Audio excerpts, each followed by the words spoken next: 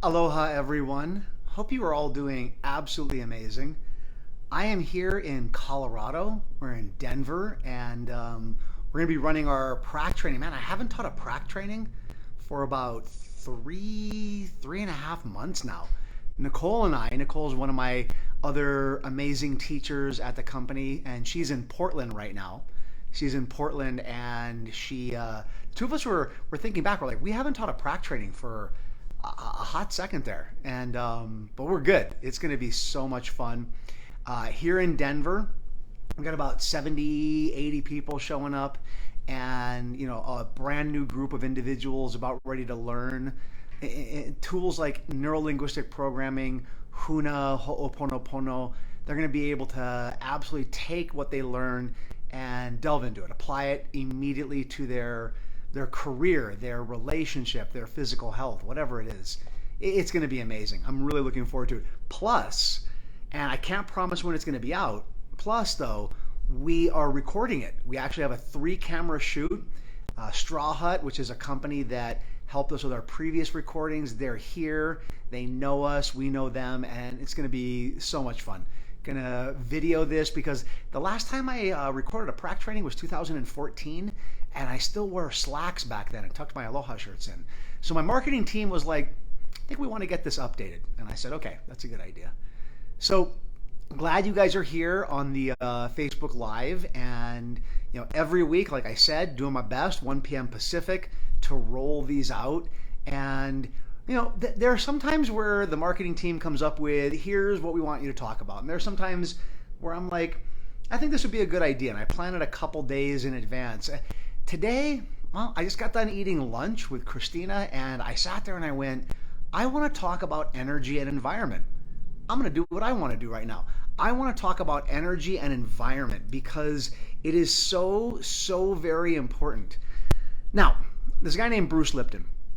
And when the university that he worked at dismissed him, he actually came and worked at the university that I ran. My father purchased a university called Kona University back in, I think it was like the early 90s. I actually took it through the accreditation process, got it accredited in '08. And Bruce Lipton was a part of the university. This is before his book, Biology of Belief, blew up in 2000, I think it was 2006 is when his book really blew up. And in the book, he starts off the book by saying, if you keep up with science, you're going to realize that what I'm saying comes from the 80s. He said, but the general population out there, the general public still believes things that go back to the 30s or 40s, and they haven't caught up with science yet. And then he begins to cite study after study where energy and environment affect your cells first and foremost. Well, I think I'm only going to be able to talk about energy today. So this might be a 2-parter where I talk about environment next week. So let's break both of these down. Now, you might be sitting there going, okay, well, I've heard that energy and environment, but who really cares, right? I mean, I'm in Denver, the weather's beautiful, great people, good food, so everything's good. Yes, that's environment. We'll talk about that next week. What we're talking about right now, though, is energy. So what is energy? One of my favorite compliments that I've ever received was a student came up to me and said, you're like the anti-guru guru. And I was like, that's kind of cute. I like that. She's like, no. You take concepts like energy and spirituality and make it relatable. You make it so that I can connect with it without having it talk about, crystals or other weird stuff like that. And I'm like, well, crystals to me aren't weird, and I get what you're saying. So what is energy? David, I appreciate that. David threw out there quantum physics. And yes, I agree. I could go down the path of quantum physics. I want to keep things really simple right now. Your body heat. Aloha, Martha. So glad that you're on here. Your body heat is energy. Actually, the electrical impulses that go down your neural pathways, that's alternating current energy that comes from the energy field around your body. There's an actual energy field that goes from your heart, wraps up around your head, and goes out from your heart and wraps under your feet. Kind of like the magnetic poles of the earth and the energy that goes all the way around the earth. And I'm not talking about your aura. I'm not talking about, the photography where they see the color of your aura. I'm just talking about there's an energy field around you. They're able to validate that now. The ancient systems talked about chakras, energy centers of your body, and they've actually been able to validate them. The heart center is huge. The heart center, they're not sure how far the energy of your heart goes out. You're not, people aren't sure how far it goes out and what it connects to because they can't actually measure it at this point. Never mind all of that. Never mind chakras, meridians, never mind the energy field around you. Let's just talk about the atoms in your body. You have 7 billion atoms in your body. I'm not stuttering. It's 7 billion atoms. If I took one of my atoms out and split it right here, we're, I think, north of Denver. Maybe we're east of Denver. Anyway, we're somewhere near Denver. If I split it, Denver's gone. That's one. And you got 7 billion of them. As a kid, when I learned that, I stepped back and I went, that's a lot of energy. We have a lot of energy in our body. The reason why Bruce Lipton called it biology of belief is because on one side in your body, let's just stop with the atoms. We'll stop where the atoms are. We won't get into quantum physics. We're not going to talk about Huna. I just want to go with the science for you right now. On one side, you have an atom, which is pure energy, just beautiful energy, uncorrupted in the most incredible state. On the other side, you have your cells with DNA. And like Deepak Chopra said in quantum healing, that the cells have the DNA, which tells your body how to be in perfect health. Like if I got a strand of your DNA, I could replicate you. And the body that I would replicate would be in perfect health. That's when people go, okay, well, how come disease occurs? How come physical issues occur? It's because when the cell is about to die and it needs to replicate itself and create a new cell, well, how does it do that? How does the new cell know how to express itself? How does that new cell? So you have the old cell, and the old cell needs to then replicate and create a new cell. How does it do that? The way it does it is it draws the energy from the atom. It draws the energy from the atom to then be able to replicate itself.